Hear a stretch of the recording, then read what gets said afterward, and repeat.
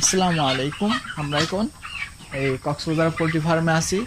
এখানে আমরা ফার্ম জিজ্ঞাসাবাদ করার জন্য আসছি। ফার্ম কীভাবে পরিষ্কার আছে কিনা, পরিষ্কার হচ্ছে কিনা, ফার্মটা দেখেন আমরা একজন কর্মচারী আছে, ওর থেকে জিজ্ঞেস করে দেখি মুরগি কেমন, মুরগি কি অসুস্থ হইতেছে নাকি মুরগি কি সমস্যা, জিজ্ঞেস করি একটু। মুরগিগুলো বড় বড় হয়ে গেছে, 2 কেজির মতন। দেখি আমরা এগুলো খাবার খাইতেছে এখন, কিন্তু প্রচণ্ড ময়লা দেখা যাচ্ছে। এই তুমি কি পরিষ্কার করো না এগুলো? এত ময়লা কেন? হ্যাঁ বলেন তো, আপনি বলেন এই মুরগির ফার্মটা কি অবস্থা দেখেন। আরে লজ্জা পাওয়ার সমস্যা নাই, আপনি আসেন। আরে ভাই সমস্যা নাই তো, এই নাকি আমরা খালি দর্শকরা দেখবে। এদিকে আর একটু এদিকে আসেন, আপনি একটু এদিকে আসেন।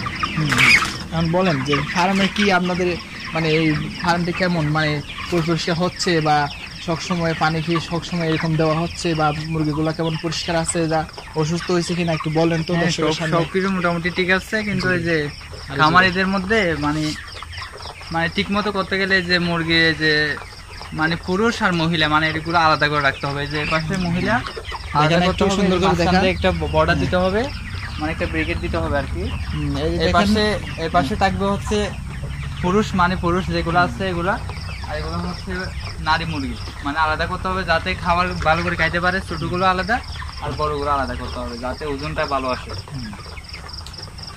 আপনারা দেখতে পাচ্ছেন আমরা এখন এইখানে দেখলাম আমরা এই যে ব্যারিকেড দেওয়া, কিন্তু মুরগিগুলা কি করে ওরা মানে 2 রকমের মুরগি আলাদা আলাদা করে, একটা হলো পুরুষ আর একটা হলো মহিলা। ওরা আলাদা করে এই মুরগি গিয়াটা ফার্মে রাখে যেন 2 পাশে যেন ভালোভাবে খাদ্য দিতে পারে।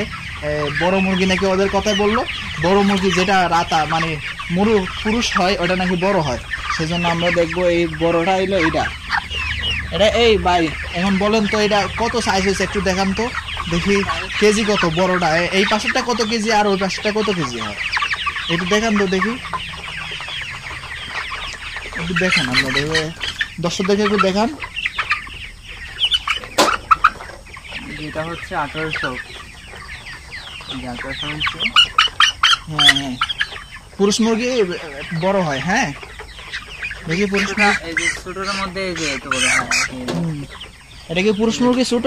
হ্যাঁ ছোট মুরগি 1600 হচ্ছে 50। পুরুষ মুরগি আমরা দেখতে পারলাম এত হয়। এখন আমরা দেখতে যাব যেগুলা মহিলা মুরগি আর কি বলে, এগুলো দেখতে যাব আমরা, দেখি কি ওইগুলোর ওজন কেমন আসে। আর আমরা এটা দেখলাম, আমরা এইভাবেই ফার্মটা করলে আমাদের অনেক উপকার হয় বুঝছেন। একসাথে 2 জন থাকলে মানে বিভিন্ন আপনারা বলতে পারেন আর কি বিবাহ শাদী বিভিন্ন, এগুলো তো না। মুরগির মধ্যে এগুলো হলো পোল্ট্রি মুরগি, এখানে কোনো সমস্যা নাই। এরা আলাদা করে মানে মুরগিগুলো করে। দেখি ওরা ফার্মটা। হ্যাঁ এগুলো কত করে আসে কেজি?